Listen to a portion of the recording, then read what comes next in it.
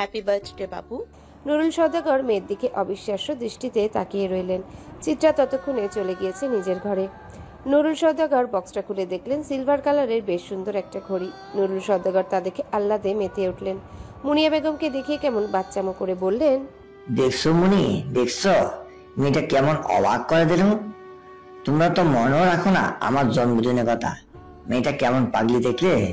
আজ শুক্রবার, নুরুল সওদাগরের জন্মদিন উপলক্ষে আজ বাড়িতে কিছুটা খুশির আমেজ। জাঁকজমকপূর্ণ আয়োজন চলছে, সেটা অবশ্যই রান্নাবান্নার দিক দিয়ে। আর আশ্চর্য রকম ভাবে আজ চিত্রারও জন্মদিন, বাবা মেয়ের একই দিনে জন্মদিন। রান্নাঘরে ব্যস্ত সকল রমণীগণ। উপর থেকে ভেসে আসছে রবীন্দ্রসঙ্গীত। খুব সম্ভবত তুহিনের রুম থেকে গানটা বাজানো হচ্ছে। ছেলেটা বেশ গানপ্রিয়।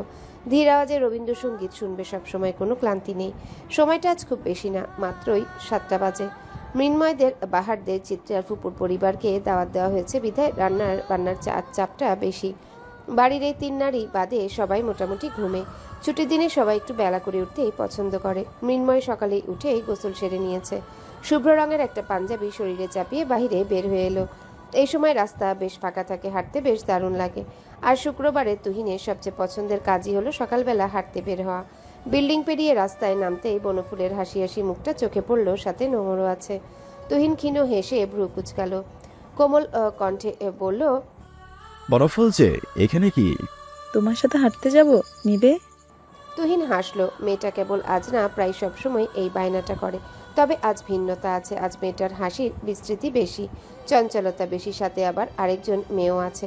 খুব বেশি ভুল না হলে এটা বাহার ভাইয়ের সেই বান্ধবী, যাকে নিয়ে বাড়িতে টুকটাক কথা শুনেছিল। তুহিনকে চুপ থাকতে দেখে বনফুল আবারও বলল, নিবে না আমায়? নিব না কেন, চলো। বনফুল ঘাট কাত করলো। নোংরের হাতটা শক্তপোক্ত করে ধরে হাঁটা শুরু করলো বনফুল। হাঁটতে হাঁটতে অনেকটা পথ অতিক্রম হওয়ার পর বনফুল তুহিনকে বলে উঠল, তোমার সাথে পরিচয় করিয়ে দিই, চলো। এটা নোংর আপু, আমাদের অতিথি। আর নোংরা, এটা চিতাভাগের বড় ভাই তুহিন। নোংর বিনীত কণ্ঠে বলল। তুহিনও সুন্দর করে সালামের জবাব দিল, আবারও হাঁটতে শুরু করলো। নোংর এবার প্রায় ফিসফিস করেই বনফুলকে বলল। বনফুল প্রশ্নাত্মক দৃষ্টিতে তাকিয়ে বলল, কি আপু? বনফুল থেমে গেল, চোখ বড় বড় করে তাকালো নোংরের দিকে। খানিকটা লজ্জাও পেল, আমতা আমতা করে বলল, কি বলছো? বনফুল লজ্জায় লাল হয়ে গেল, আর নোংর তা দেখে খিলখিল করে হেসে উঠল। পৃথিবীতে সবচেয়ে সুন্দর অনুভূতির মাঝে প্রেম অন্যতম বোধহয়। দুপুর হতেই জমজমাট আয়োজন চলছে। টেবিল জুড়ে সুস্বাদু খাবারের ঘ্রাণে ভরে গেছে চারপাশ। অথচ চিত্রা শাড়ি পরে পড়ার টেবিলে বসে আছে, কারণ আজকের দিনেও বাহার ভাই নামক লোকটা তাকে পড়াতে এসেছে। কি অদ্ভুত! চিত্রা পা দুলাতে দুলাতে বাহার ভাইয়ের দিকে তাকালো। কতক্ষণ তাকিয়ে থাকতে থাকতে বলল, বাহার ভাই, মা বলেছে আজ আমার সাথে ভাত খেতে। চিত্রার কথায় ভ্রু কুচকালো বাহার। চিত্রার রুম থেকে যেতে নিয়েও ফিরে তাকালো। বেশ কিছুটা অবাক হয়েই বলল, কেন? তোর সাথে ভাত খাবো কেন? আমাদের বাড়িতে কি ভাতের টান পড়েছে? কারণ আজ চিত্রার জন্মদিন, আর চিত্রা চায় বাহার ভাই তার পাশে বসুক, একসাথে খাবার খাক।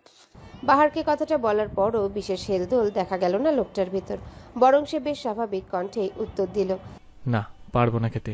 আমার জন্য আমার আম্মু হয়তো ভাত নিয়ে বসে আছেন, তুমি খেয়ে নাও। আমার আরেকটা টিউশনি আছে এখন। আজ আমার জন্মদিন বাহার ভাই, অন্তত আজকের দিনটা তো আমার কথা রাখতেই পারেন। ধনির দুলালি বলে আজ জন্মদিন তোমার কাছে যতটা জাঁকজমকপূর্ণ মনে হচ্ছে, আমার কাছে ঠিক ততটাই বিরক্তির, বাড়াবাড়ি মনে হচ্ছে। পড়াটা পরে রেখো। চিত্রা কিছু বলার আগেই লোকটা গটগট পায়ে বেরিয়ে গেল। একরাশ হতাশা আর মন খারাপ নিয়ে টেবিলেই মাথাটা নামিয়ে নিল সে। তার বুকে কষ্ট হচ্ছে, কিন্তু সে এসবে অভ্যস্ত। সে জানে বাহার ভাই এমন, আর তার এই এমন বাহার ভাইয়ের প্রতি এক আকাশ সমান টান। ক্লান্ত পরিশ্রান্ত শরীরটা নিয়ে যেই না বাহার খাবার টেবিলে বসেছে, ঠিক সেই মুহূর্তে কোথা থেকে ছুটে এসে ধপ করে তার সামনে চেয়ারে বসে পড়ল গোলগাল ফর্সা মিষ্টি চেহারা চিত্রা। আরামে বসে পা নাড়াতে নাড়াতে রান্নাঘরের ভেতরে থাকা বাহারের মায়ের উদ্দেশ্যে চেঁচিয়ে চেঁচিয়ে বলল, চাচি, খাবারও দাও, আমি এসছি। রান্নাঘর থেকে তৎক্ষণাৎ ডালের বড়ার প্লেটটা নিয়ে বেরিয়ে এসে টেবিলের উপর রাখলো বাহারের মা আয়েশা খাতুন। অবাক কণ্ঠে বলল, আমি যদি না আসি তবে তোমার ডালের বড়াটা কে খাবে শুনি? আমার পছন্দ বলেই তো বানিয়েছো। দাও দেখি তাড়াতাড়ি, আমার খিদে পেয়েছে তো। আয়েশা খাতুন বেশ যত্নের সাথে দুজনকে ভাত বেড়ে দিলেন। তারপর আবার রান্নাঘরে চলে গেলেন ডিম ভাজতে। চিত্রার ডিম ভাজাও বেশ প্রিয়। বাহার ততক্ষণে ভাত মাখিয়ে মুখে নিয়েছে। চিত্রা ফিসফিস কণ্ঠে বলল, আমাকে এক লোকমা খাইয়ে দেন না। কেন? তোর প্লেট নাই খাবার? বাহারের সন্দিহান দৃষ্টি চিত্রার দিকে। চিত্রা মন খারাপ করে বলল, একটু খাইয়ে দিলে কি হয়? আমার হাত খসে পড়ে যাবে। হয়েছে শান্তি, এবার নিজে খাও। আপনার মতন মানুষ আমি বাপ দাদা 14 গোষ্ঠীতে দেখিনি। দেখবে কিভাবে? তোমার বাপ দাদা 14 গোষ্ঠীর সবগুলো এক একটা অকাজের মানুষ। একদম খারাপ কথা বলবেন না ওদের নিয়ে। খান আপনার খাবার আপনি। আজ আপনার সাথে খাবো বলে নিজের বাসা থেকে লুকিয়ে এসেছি আপনার বাসায়। নিজের মনের ইচ্ছে নিজে পূরণ করি আমি। আর আপনি কিনা এত পাষাণ, আল্লাহ ভুল করে আপনাকে মনের জায়গায় ইট বোধ হয় দিয়ে দিয়েছে। আর তোমাকে ব্রেনের জায়গায় গোবর। বাহারের খোঁচা মারা কথায় চুপ হয়ে গেল চিত্রা। সে সত্যি সত্যি আর খাবারগুলো ছুঁয়ে দেখল না। খাবার প্লেট সামনে নিয়ে বসে রইল থম মেরে। চোখে অশ্রু টলমল করছে। বাহারের খাবারও প্রায় শেষ দিকে। পাষাণ লোকটার এমন কাঠিন্যতা মেনে নিতে না পেরে যেই না চিত্রা উঠতে নিবে, ঠিক সেই মুহূর্তে ভেসে এলো মানুষটার গম্ভীর কণ্ঠ। খাবার ফেলে রেখে কোথায় যাচ্ছ? এগুলো আমার ঘুষের টাকার খাবার না, কষ্টের টাকা রোজগার করা। চুপচাপ খাও। বিশাল মন খারাপের স্তূপ জমা হলো চিত্রার মনে। মাথা নিচু করলো সে। অশ্রু লুকানোর বৃথা চেষ্টা করলো, অথচ ভাতের পাতে গড়িয়ে পড়ল অশ্রু। বাহার ভাই আজও তার অভিমান বুঝল না। কথাটা ভাবতেই কান্না ঠেলে আসলো চিত্রা। ঠিক সেই মুহূর্তেই তার মুখের সামনে এক লোকমা ভাত তুলে দিল কেউ। চিত্রা অবাক চোখে তাকাতে দেখলো বাহার ভাই কপাল কুঁচকে ভাত ধরে আছে তার মুখের সামনে। প্লেটে শেষ লোকমাটা। চিত্রাকে ড্যাব ড্যাব করে তাকিয়ে থাকতে দেখে বাহার গম্ভীর কণ্ঠে বলল, নাও মুখে। খাবার পাতে কেউ কাঁদুক তা আমার পছন্দ না। এতক্ষণে আসছে খাওয়াইতে। হ্যাঁ করবে নাকি আমি উঠে যাব?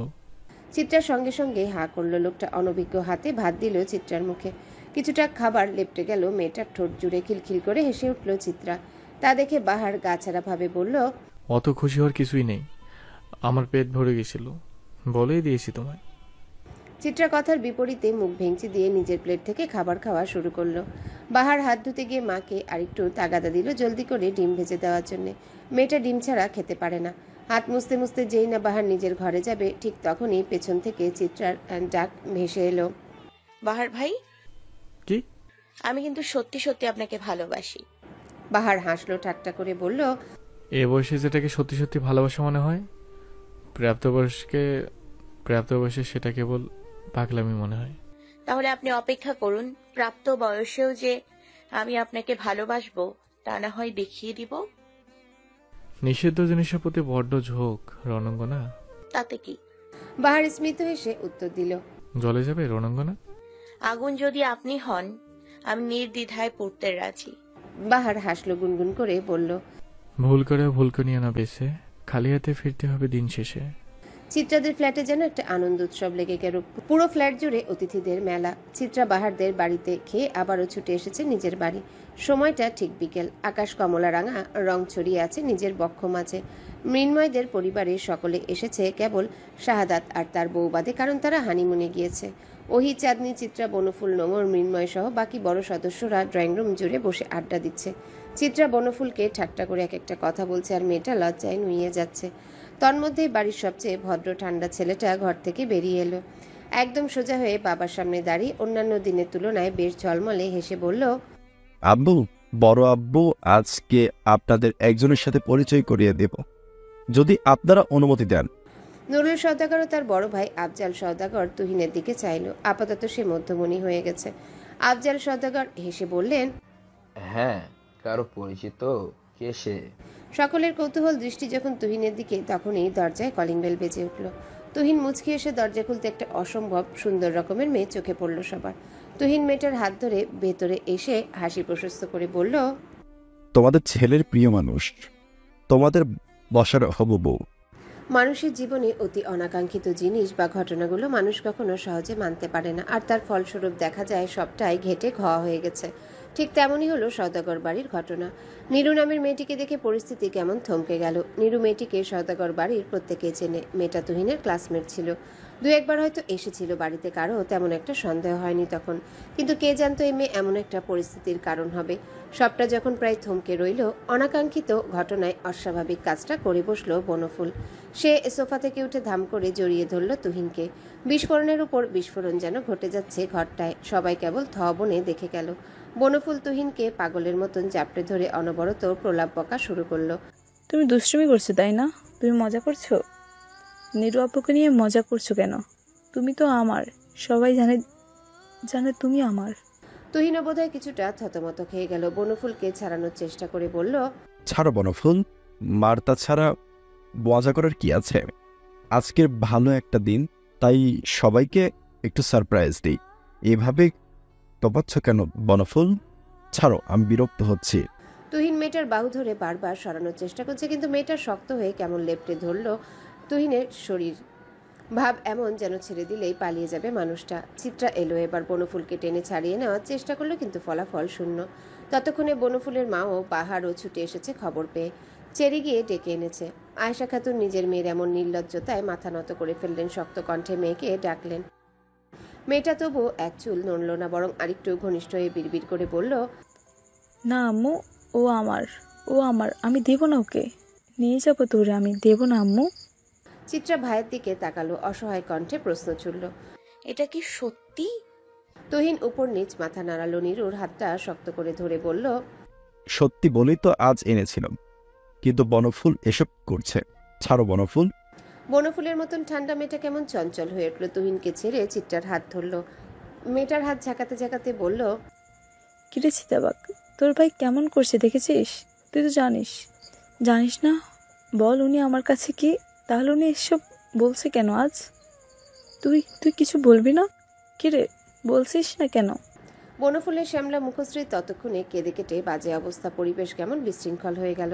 মুনিয়া বেগমও এলেন। বনফুলের বাহু এক হাতে জড়িয়ে ধরে গম্ভীর কণ্ঠে বললেন, মা, তুমি এমন করছো কেন? কি সমস্যা বলো? এমন করো না, মানুষ খারাপ বলবে তো। বনফুল কেঁদে কেটে একাকার হলো। আবার তুহিনকে জাপটে ধরতে গেলে বেশ শব্দ করে একটা চড় পড়ে তার গালে। মুহূর্তেই হয়েছে পরিপূর্ণ পরিবেশটা আবার চরম গম্ভীরতায় নিমজ্জিত হলো। সুখের খামে কেমন করে যেন দুমুঠো বিষাদ নিয়ে এলো গোপন করে, যে বিষাদ হঠাৎ করে বদলে দিতে যাচ্ছে কতগুলো সুন্দর সম্পর্কের চিত্র। বনফুল হতভম্ব চোখে চড় দেওয়া মানুষটার দিকে তাকিয়ে রইল। তার হৃদয় মাঝে খোদাই করা গভীর বিশ্বাসে কে যেন তাচ্ছিল্যের আঁচড় কেটে গেল। কে যেন বনফুলকে শুনিয়ে গেল ভাগ্যের নির্মমতার গল্প। বনফুল নিস্তব্ধ চোখে তাকিয়ে রইল তার চিরপরিচিত তুহিন ভাইয়ের অপরিচিত মুখমণ্ডলের দিকে। সদা কোমল মুখশ্রী আজ কেমন হিংস্র, কেমন বিরক্ত চুইয়ে পড়ছে তার শরীর ভেদ করে।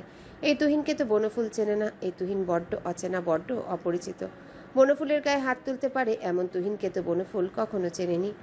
তবে আজ এই কেমন অপরিচিত দুঃখ এঁকে গেল পরিচিত মুখ। গম্ভীর এই পরিবেশে ভয়ঙ্কর আর্তনাদ করল চিত্রা। অসম্ভব সম্মান করা বড় ভাইয়ের বুকে আনমনে সে ধাক্কা দিল, বেশ জোরে চিৎকার দিয়ে বলল, ভাইজান, তুমি বনফুলকে মারলে? তখনও কারো বিশ্বাস হচ্ছিল না তুহিন নামক ছেলেটা এতটা নির্মম হতে পারে, এত পাষাণ হতে পারে। বোনের চিৎকারে স্তম্ভিত ফিরে পেল ভাই। ফ্যালফ্যাল নয়নে বনফুলের দিকে তাকালো। অপরাধবোধ তখন শিরায় শিরায় শুরু করলো আন্দোলন। সে কেমন করে এত নিষ্ঠুর হলো? অষ্টাদশীরা ভালোবাসে না হয় একটু অবুঝ হয়, তাই বলে সেও নিজের বিবেক বুদ্ধি হারিয়ে অষ্টাদশীর আবেগে গভীর ক্ষত করবে? তেমন ছেলে তো সে ছিল না। ঠিক এই মুহূর্তের অনাকাঙ্ক্ষিত চটটা কেবল বনফুল না, আয়েশা খাতুনের সম্মানের গায়েও যেন খুব গোপনে আঁচড় কেটেছে, যার ফলস্বরূপ ঠান্ডা আয়েশা খাতুন ক্ষুব্ধ হয়ে ওঠেন। ছুটে গিয়ে এলোপাতারি হাত চালান মেয়ের মুখে পিঠে। বনফুল এখন নিশ্চুপ নিস্তব্ধ, যেন চিরপরিচিত চঞ্চল তারা মুখ ফিরিয়ে নিয়েছে।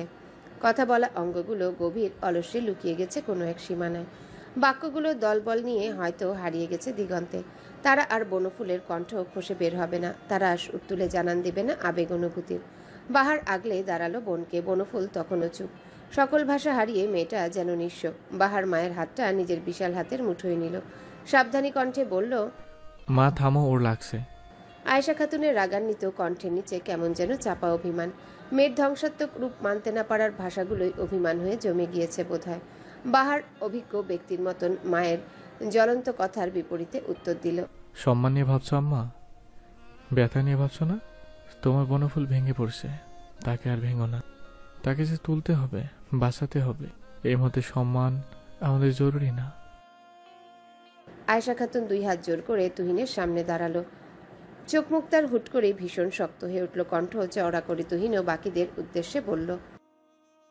মুনিয়া বেগম এগিয়ে এলেন, মাথা নাড়িয়ে বললেন, ছি ছি ভাবি, ছোট মানুষ ভুল করেছে, এসব বলছেন কেন? বরং আমরা দুঃখিত তুহিনের আচরণে। আয়েশা খাতুন আর কথা বললেন না। তুহিনের খুব ইচ্ছে হলো একটু ক্ষমা চাইতে, বনফুলের ভেঙে আসা মুখশ্রীতে হাত বুলিয়ে চির শান্তি দিতে, কিন্তু সে পারল না। সত্যি সে কখনো বনফুলকে ভালোবাসেনি, তবে মেয়েটার ভালো চেয়েছে সবসময়। আজ সে নিজেই বড্ড কঠিন আচরণ করে ফেলেছে মেয়েটার প্রতি। অথচ সে তো এমন না। আয়েশা খাতুন আর কাউকে কিছু বলার সুযোগ না দিয়ে মেয়ের হাত টানতে টানতে চলে গেল ফ্ল্যাটের বাহিরে। চলে গেল বাহারও, পেছনে রেখে গেল আরেক অষ্টাদশীর আবেগ। সওদাগর বাড়ি নিশ্চুপ, অথচ কোলাহল চারিপাশে। সামনে সেই পরিচিত বেশ পুরনো ছোট বাড়িটা থেকে ভেসে আসছে কেমন চিৎকার। ভেঙে যাওয়া মেয়েটা কাঁদছে, অসহায় সে কান্নার স্বর। চিত্রা তার রুমের বারান্দা দিয়ে তাকিয়ে আছে সেই বাড়িটার দিকে, অসহায় তার দৃষ্টি। এমন ভেঙে যাওয়া দৃশ্য সে নিজ চোখে দেখল, অথচ জোড়া দেওয়ার ক্ষমতা তার নেই। এখন হয়তো বনফুল নামের ফুলের মতন মেয়েটার বারান্দা দিয়ে চিতাবাঘ বলে ডাকবে না। ফুল যে আজ চরম আঘাতে মূর্ছা গেছে। তুহিন নামক মানুষটা কোমল ফুলকে পিষে ফেলেছে পায়ের আঘাতে। এই ভয়ঙ্কর যন্ত্রণা সামলে উঠতে পারবে মেয়েটা? মেয়েটার উঠতে পারার ডানাগুলো আজ যেন কেউ ভেঙে ফেলেছে, আর উঠতে পারবে না মেয়েটা। সন্ধ্যা হয়ে আসে, চিরপরিচিত অলিগলি আজ নিশ্চুপ হয়ে রইল। পাশের বাড়ির ছাদ থেকে অষ্টাদশীর খিলখিল হাসি ভেসে এলো না, চিলেকোঠা থেকে ভেসে এলো না গিটারের সুর। চিত্রা তাকিয়ে থাকতে থাকতে ঘুমিয়ে পড়ে, চোখ মেলে অনাকাঙ্ক্ষিত গাড়ির সুরে। বারান্দার গ্রিলে এলে থাকা মাথাটা নাড়িয়ে তাকায় পথ পানে। বাহার ভাইদের রংচোটা বাড়ির কোল ঘেঁষে চলে যায় গাড়ি, তার রঙিন বাতি মেলে। অ্যাম্বুলেন্সের ভয়ঙ্কর শব্দে চিত্রার বুক কাঁপে। চিত্রার হৃদকম্পন আর একটু বাড়িয়ে দিতে দৃষ্টিতে পড়ে বাহার ভাইদের কাঠের দরজায় বিরাট তালাখানি। ঘড়ির কাঁটার শব্দ তুলে জানান দেয় রাত প্রায় মধ্য। এত রাতে বাড়িটা খালি করে হসপিটালে কেন গেছে মানুষগুলো? অপ্রত্যাশিত ভাবনায় বুক কাঁপে চিত্রার। মেয়েটা ভুল করে বসেনি তো? চলো রাস্তায় সাজি ট্রামলাইন, আর কবিতায় শুয়ে কাপলেট। আহা উত্তাপ কত সুন্দর, তুই থার্মোমিটার মাপলে। হলুদ রাঙা বাতিগুলো দাঁড়িয়ে আছে রাস্তার কোণ ঘেঁষে, যেন প্রেমিকের হাত ধরে দাঁড়িয়ে থাকা রূপসী প্রেমিকা। চলন্ত গাড়িটাই বাজছে গানখানা। চিত্রার চিত্ত উত্তেজিত, দৃষ্টি তার গাড়ির বাহিরের ঘোলা কাছে। গাড়ি চালাচ্ছে তুহিন। গাড়িতে অবস্থিত তার মা বাবা, অহি আপা, চাঁদনি আপা। পেছনের গাড়িতে পরিবারের বাকি সদস্যরা। এখন রাত 3:30। তাদের গন্তব্য কুমিল্লা। ঢাকা থেকে এত রাতে কুমিল্লা যাওয়ার কারণ অবশ্যই ভয়াবহ। চিত্রার দাদির অবস্থা শোচনীয়। হয়তো আজ রাতটুকু সময় নেই বৃদ্ধার হাতে। সংসারের সকলকে দেখার বড্ড ইচ্ছে, তাই এই রাতকে উপেক্ষা করে সকলে ছুটে যাচ্ছে সেখানে। মৃত্যুর আগে একটাবার মানুষটাকে দেখতে পারলেই সবার শান্তি, না হয় চিরকাল একটা আফসোস থেকে যাবে। চিত্রা ঘাড় ঘুরিয়ে সকলের দিকে খুব সাবধানে দৃষ্টি রাখল। একমাত্র তুহিন ভাই ছাড়া সকলেই ঘুমে। অবশ্য সকলকে কাঁচা ঘুম থেকে জাগিয়ে তারপর বাড়ির উদ্দেশ্যে যাওয়া হচ্ছে, তাই হয়তো কারোরই ঘুম কাটেনি। কেবল ঘুম নেই চিত্রার চোখে। বাহার ভাইদের বাড়ির কোল ঘেঁষে খসে পড়া বিধ্বস্ততার গল্প তাকে শান্ত থাকতে দিচ্ছে না। তাড়াহুড়ো সে কাউকে বলতেও পারেনি কিছুক্ষণ আগে যে বাহার ভাইদের বাড়ি থেকে একটা অ্যাম্বুলেন্স বেরিয়ে গেছে। বলার আগেই তো গ্রামের বাড়ি থেকে কল এলো, সকলেই ব্যস্ত হয়ে পড়ল বাড়িতে যাওয়ার উদ্দেশ্যে। ঠিক এমন সময় চিত্রা চেয়েও আর বলতে পারেনি, তবে বিল্ডিং থেকে বেরিয়ে সে আবারও ভালো করে বাহার ভাইদের ঘরটা দেখেছে। গেটে বড় তালা তখনও ঝুলছিল, তার মানে এই বাড়িটার সাথেও খুব খারাপ কিছু একটা হয়েছে। অথচ চিত্রা কি করবে বুঝতেই পারছে না। দাদিও তার পর্ণা, দাদিকেও দেখতে যাওয়া উচিত। আবার বনফুলের সাথেও তার আত্মার সম্পর্ক, অথচ মূল্য দেওয়ার বেলায় আত্মার সম্পর্কের আগে রক্তের সম্পর্কের মূল্য পেল। চিত্রার দম বন্ধ লাগছে। গাড়ির কাঁচটা খুলে দিলে সে একটু বোধহয় শ্বাস নিতে স্বচ্ছন্দ বোধ করত, কিন্তু সে তুহিনের সাথে কথা বলছে না। কিভাবে জানাবে তার মনের আকুতি? দীর্ঘশ্বাস বেরিয়ে এলো বুক চিরে। তার সেকেন্ড কয়েক পরেই চিত্রার পাশের জানালাটা খানিকটা খুলে গেল। বাহিরে উন্মাদ বাতাস ছুঁয়ে দিল চিত্রার চোখ মুখ। এতক্ষণের বুক ভারটা যেন নিমিষে হাওয়া হয়ে গেল। চিত্রা আর চোখে ভাইয়ের পানে তাকালো। তুহিনের দৃষ্টি সামনে ঘুরিয়ে থাকা আধার রাস্তায়। চিত্রার খুব ইচ্ছে হলো ভাইজানকে মনের অস্থিরতা জানাতে, কিন্তু পরক্ষণেই বিকেলের কথা মনে পড়ে সে ইচ্ছে পথেই মারা গেল। যে মেয়েটা পাগলের মতন ভালোবেসেছে বলে ভাইজান তাকে এতগুলো মানুষের সামনে চর দিতে দ্বিধাবোধ করেনি, সে মেয়েটার ভয়ানক খবরও হয়তো তার ভাইকে বিচলিত করতে পারবে না। চিত্রা জানালার বাইরে দৃষ্টি দিল। হুট করে মনে হলো বনফুলের ফোনে একটা কল করে দেখা যাক রিসিভ হয় কিনা। যেমন ভাবনা তেমন কাজ। মুহূর্তেই তার হাতের পার্সটা থেকে ফোন বের করলো। ফোন লাগালো কাঙ্ক্ষিত নাম্বারে। তার মনের অস্থিরতার মাঝে দুমুটো তাচ্ছিল্য ছুড়ে দিয়ে ফোনের অপর পাশ থেকে মহিলা কণ্ঠটি বলে উঠল, আপনার কলটি এই মুহূর্তে সংযোগ দেওয়া সম্ভব হচ্ছে না। চিত্রার মন ছোট হয়ে এলো। বিপদ যখন আসে তখন চারিদিক থেকে একসাথেই আসে। আরও 7-5 ভাবতে ভাবতে চিত্রার চোখ নিভে এলো নিদ্রায়।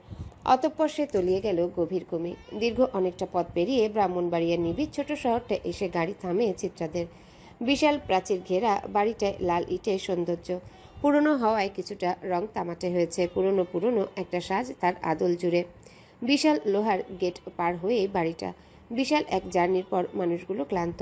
গাড়ি থামতে সকলে বেরিয়ে এলো গাড়ি ছেড়ে। বাড়ির কাজের লোকগুলো ছুটে এসে ব্যাগগুলো নামিয়ে ফেললো গাড়ি থেকে। সকলেই ব্যস্ত পায়ে ছুটে গেল বাড়ির ভেতর। শুনশান নীরবতায় বাড়িটা আচ্ছন্ন। সকলে বাড়ির ভেতর ঢুকতে হতভম্ব, কারণ গতকাল রাতে বৃদ্ধার যে অবস্থার কথা শুনে তারা ছুটে এসেছিল তার এক ফোঁটা চিহ্ন বৃদ্ধার মাঝে নেই। সওদাগর গিন্নি পায়ের উপর পা তুলে রাজকীয়ভাবে বসে আছে। কারুকাজ সংবলিত সোফাখানায় সাদা চামড়ার 70 ঊর্ধ্ব নারীও কেমন উজ্জ্বল লাভা ছাড়াচ্ছে। সওদাগর বাড়ির 3 ছেলে ছুটে এলেন নিজেদের মায়ের কাছে। আনোয়ারা সওদাগর ছেলেদের পানে তাকালেন, গম্ভীর কণ্ঠে বললেন, আমি মরিনি, এত সহজে বোধহয় মরবো না। কেবল তোমাদের মনে করিয়ে দিতে চাচ্ছিলাম যে তোমাদের মা জীবিত, তাই এ পথ অবলম্বন করা। আফজাল সওদাগর, নুরুল সওদাগর ও আমজাদ সহ বাকিরাও অবাক হলো। আনোয়ারা সওদাগর খুব কঠোর আর চতুর একজন মানুষ, তাই বলে নিজের শরীর নিয়ে এত বড় কথাটা যে বলতে পারে কেউ ভাবেইনি। নুরুল সওদাগর কপাল কুঁচকে ফেললেন মায়ের এহেন হেয়ালিতে। বেশ বিরক্ত হয়ে বললেন, আপনি তো শহরে চলে গেলেই পারতেন আম্মা। আমাদের সকলের এই ব্যস্ততা রেখে ছুটে এসেছি আপনার গুরুতর অবস্থার কথা শুনে, আর আপনি কিনা ঠাট্টা করছেন। মায়ের শক্ত কণ্ঠের দাপটে থেমে গেলেন নুরুল হাওলাদার। বাড়ির বউরা এগিয়ে গিয়ে শাশুড়ির হালচাল জিজ্ঞাসা করলো। নাতি নাতনিরাও দাদিকে নিয়ে হইচই করলো। কেবল এক কোনায় দাঁড়িয়ে চুপচাপ রইল। দাদির সাথে বরাবরই তার ভাব তেমন বেশি না। দাদি সবসময় সবাইকে কঠিন কঠিন কথা বলে, যা চিত্রার অপছন্দ। আর সেই অপছন্দই দুজনের মাঝে একটা দেয়াল তৈরি করেছে। আনোয়ারা সওদাগর সকলের সাথে ভাব বিনিময় করে সবাইকে যার যার রুমে পাঠিয়ে দিলেন। বাড়িতে রুম অনেকগুলো থাকা সত্ত্বেও সবসময় গ্রামে এলে চিত্রারা 4 বোন এক রুমে থাকে। আজও ব্যতিক্রম হয়নি। চিত্রা, চাঁদনি, চেরি, ওহি একটা রুমেই উঠল। এত মানুষ একসাথে বিধায় একটা অনুষ্ঠান ভাব দেখা দিল এতদিনে ঝিমিয়ে থাকা বাড়িটায়। সকলে ফ্রেশ হয়ে আবারও বিশ্রাম করতে চলে গেল। কেবল ঘুম নেই চিত্রার চোখে। বিরাট ঝড়ের আশঙ্কায় তার বুক যেন কেমন করে কাঁপছে। বাড়ির সাথে লাগোয়া এক রাজকীয় পুকুর ঘাট রয়েছে। ঘাটের একটা সুন্দর নামও রয়েছে, নীলকণ্ঠ ঘাট। পুকুরের পানিগুলো বিশেষ কোনো কারণে বশত নীলচে রঙের, এবং সেই কারণে ঘাটের নাম নীলকণ্ঠ ঘাট। এই ঘাটের পশ্চিম দিকে বিশাল সর্ষে ক্ষেত। জায়গাটা নিরিবিলি তবে সুন্দর। চিত্রার পছন্দের একটা জায়গা। ঘুম না আসাতে সে চলে এলো পুকুর পাড়। পাথরের তৈরি মোটা পাড়ে বসলো। পাগুলো ডুবিয়ে দিয়ে আনমনে বসে আছে সে। সূর্য তখন মাথার উপরে আলো ছড়াচ্ছে, তবে গাছগাছালির জন্য সূর্যের প্রখরতা ছুঁতে পারছে না চিত্রাকে। চিত্রা হাতের মুঠো ফোনটা আবারও তুলে ধরলো। কিছুটা দোনমনো করে কল লাগালো বনফুলের নাম্বারে। সে ভেবেছিল এবার হয়তো কলটা যাবে না অপর পাশে। এবারও হয়তো চিত্রার মনটা তুমুল খারাপ করে অপর পাশ থেকে নারীর কণ্ঠটা শোনাবে অসহায়ত্বের বাণী। কিন্তু চিত্রাকে অবাক করে দিয়ে অপর পাশ থেকে ফোনটা রিসিভ হয়। গমগমে এই গলায় পুরুষালী কণ্ঠে ভেসে এলো, হ্যাঁ রণঙ্গনা, বলো। চিত্রার বোধহয় হৃৎপিণ্ড অস্বাভাবিকভাবে কেঁপে উঠল। সে হতভম্ব কণ্ঠে উচ্চারণ করলো, বাহার ভাই ভালো আছেন? ভালো আর রাখলে কই। বাহারের কথায় থেমে গেল চিত্রা। কেমন অপ্রত্যাশিত লাগছে সবটা। ফোনের অপর পাশ থেকে সংযোগ বিচ্ছিন্ন হওয়ার পরও চিত্রা ফোনটা নিজের কানে ধরে রাখলো। তার কর্ণে কেবল প্রতিধ্বনিত হলো একটি কথা, ভালো আর রাখলে কই। অষ্টাদশীর মনে প্রশ্নদের হামাগুড়ি সত্যি কিসে ভালো রাখেনি? অথচ যা ঘটেছে তা তো তার হাতের বাহিরে ছিল। তবে বাহার ভাইয়ের অভিযোগ তার উপর কেন? সে তো ভালো রাখতে চেয়েছিল, কিন্তু সৃষ্টিকর্তার ইচ্ছে ছিল অন্যরকম। তাতে সেই বা কি করতে পারে? অথচ বাহার ভাইটা তার কথা শুনলে তো। বাহার ভাই তো নিজের অভিযোগের ছড়া শুনিয়ে বিচ্ছিন্ন হলো কল থেকে। চিত্রার অসহায়ত্বের কবিতাখানার পাঠ করতে দিল কই। চিত্রা তপ্ত শ্বাস ফেলে উঠে দাঁড়ালো পুকুর পাড়ের ঘাট হতে। এই গ্রামে তার মোটেও মন টিকছে না, অথচ গ্রাম তার প্রিয় একটি জায়গা। তখন দুপুরের কড়া রোদে তার শরীরে ম্লান আলো ছড়াচ্ছে। চিত্রা হেলতে দুলতে পুরনো রাজকীয় বাড়িটায় প্রবেশ করলো। উঠানের মাঝখানে বিরাট একটা বটগাছ আছে, যা মার্বেল পাথর দিয়ে খোদাই করা, চকচক করছে। দেখে বোঝাই যাচ্ছে নিয়মিত এটা পরিচর্যা করা হয়। পরিচর্যা করাটাও স্বাভাবিক। দাদি যেমন কঠোর ও পরিষ্কার মানুষ, সে অপরিষ্কার জিনিস কখনোই পছন্দ করবে না। চিত্রা মার্বেল পাথরে খোদাই করা বসার জায়গাটায় গিয়ে বসলো। মনের মাঝে আকাশ পাতাল ভাবনা নিয়ে পা দুলাতে লাগলো। দুপুরের রোদের মাঝে কিছু মিঠে বাতাসও এসে ছুঁয়ে ছুঁয়ে দিচ্ছে তার শরীর। খারাপ লাগছে না, আবহাওয়াটা আরামদায়ক। এই আবহাওয়ার খারাপ করে থাকা যায় না। দুপুরের সকল রোদ যেন শুষে নিয়ে যায় দুঃখ। দাদির গম্ভীর কণ্ঠে চিত্রার ভাবুক সত্তা কেঁপে উঠল। আমতা আমতা করে বলল, আসলে ঘুম আসছিল না তো, তাই আর কি।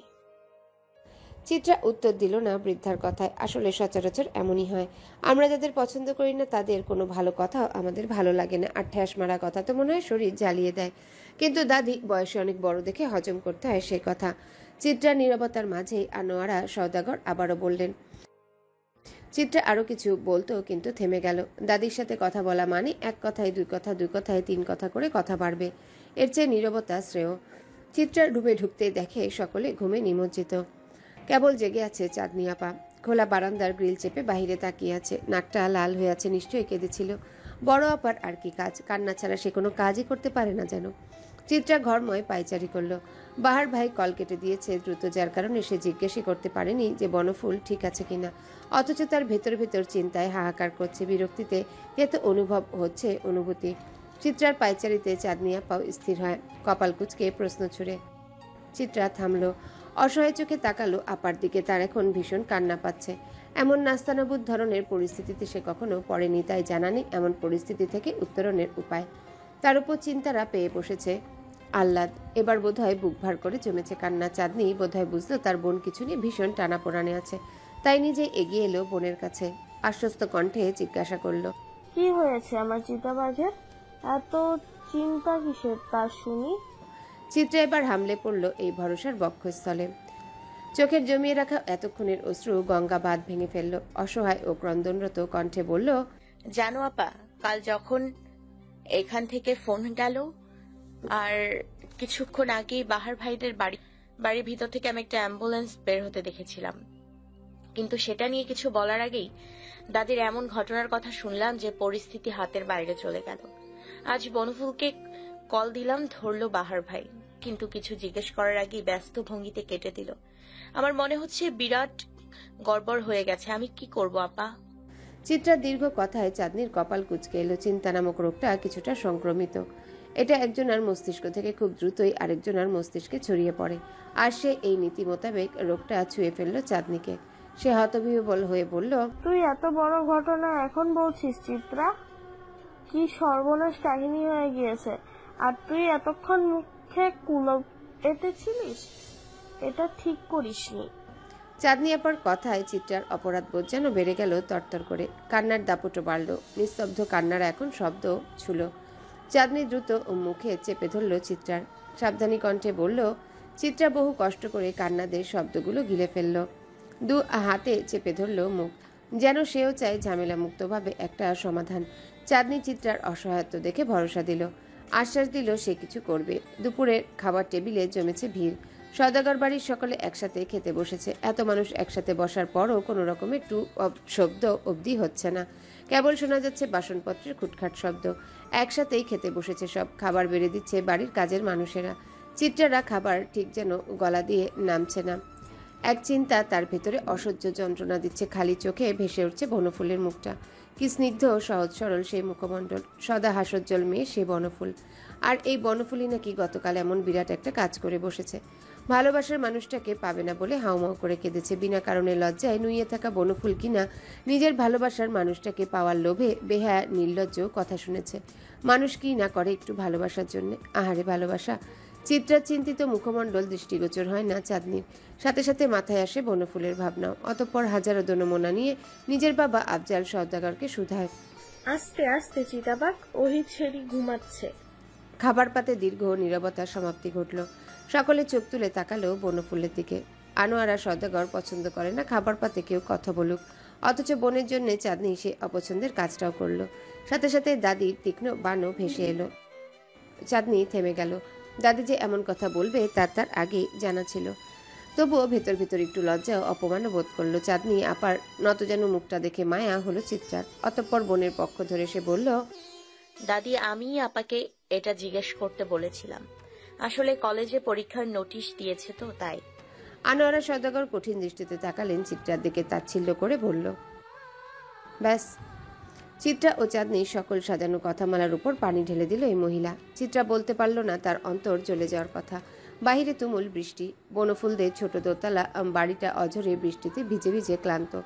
বাড়ির ভেতরে আজ তত আলো জ্বালানো নেই, করুণ স্বরে কাঁদছে যেন কেউ। সময়টা রাতের দ্বিপ্রহর। ছাদ থেকে আবার ভেসে আসছে গিটারের সুর। বৃষ্টির মাঝেও বাড়ির বেপরোয়া ছেলেটা নিজের পছন্দের কাজটা করছে বোধহয়। বাড়ির বাইরে হলুদ বাল্বটা আজ বন্ধ। এই মধ্যরাত্রিরে আধারের সকল গম্ভীরতা ভেদ করে বাড়ির কলিং বেলটা বেজে উঠল। খুব ব্যস্ত গতিতে পরপর কয়েকবার বাজলো। দরজার ওপাশের মানুষটা বোধহয় বড্ড অধৈর্য। সেই শব্দে ছাদ থেকে ছুটে এলো এলোমেলো মানুষটা। আধার হাতরে দরজা খুলতে আবছা এক মেয়েলি অবয়ব ভেসে এলো। বাহার সেই অবয়বকে স্বচ্ছ করার জন্য বাহিরের আলো জ্বালালো। হলুদ আলো পড়তেই সিক্ত নারী দেহখানা চোখে ভেসে উঠল।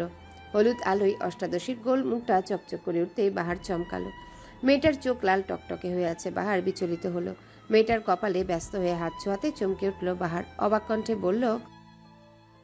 বাহারের বিচলিত কণ্ঠের বিপরীতে অষ্টাদশী নির্বাক। তার আকাশ ছোঁয়া অসুখ যেন মুহূর্তেই ভালো হয়ে গেল। কাউকে দেখার অসুখ, যে পৃথিবীর দীর্ঘতম অসুখ। জ্বর নিয়ে বাঁচা গেলেও সে অসুখ নিয়ে বাঁচা যায় আদৌ? বাহিরে তুমুল বর্ষণ, বৃষ্টির নৃত্যে প্রকৃতি মুগ্ধ। হলুদ আলোয় জল করছে মায়াবী মুখখানি, যা পুরুষের সুঠাম হাতের কবলে নিতান্তই নিষ্পাপ দেখাচ্ছে। মনে হচ্ছে দু হাতের আজরে যেন ফুটন্ত পদ্ম। কন্যার চক্ষু প্রায় নিভু নিভু, শরীর থেকে অসহনীয় একটা উত্তাপ বের হচ্ছে। সেই তাপেই ঘোর নেমেছে চোখে। মস্তিষ্ক ফাঁকা অনুভব হচ্ছে। প্রেমিকের চিত্ত তা দেখে উন্মাদ প্রায় ছটফটিয়ে উঠছে প্রেম পায়রা। চিন্তিত চেহারায় কয়েক ভাঁজ পড়ল। আলতো কণ্ঠে জিজ্ঞাসা করল, ঠিক আছে রণাঙ্গনা? ভীষণ জ্বর তো শরীরে। শরীরের উত্তাপ দেখছেন আর মনের উত্তাপ লাগছে না বুঝি? ওটা ছুঁয়ে দেখা যায় না বলে কি ব্যথা কম না তাপ কম শুনি? চিত্রার বেসামাল কথায় বাহারের চিন্তা বাড়ল। গালে কোমলভাবে ছুঁয়ে বলল, হ্যালো বন্ধুরা, পরবর্তী পার্ট খুব তাড়াতাড়ি আসবে, তো সবাই অপেক্ষায় থাকো। আর চ্যানেলটি যারা এখনো সাবস্ক্রাইব করোনি তারা পরবর্তী পার্ট দেখার জন্য চ্যানেলটি সাবস্ক্রাইব করে রেখো। ধন্যবাদ সবাইকে, আমাদের সাথেই থেকো।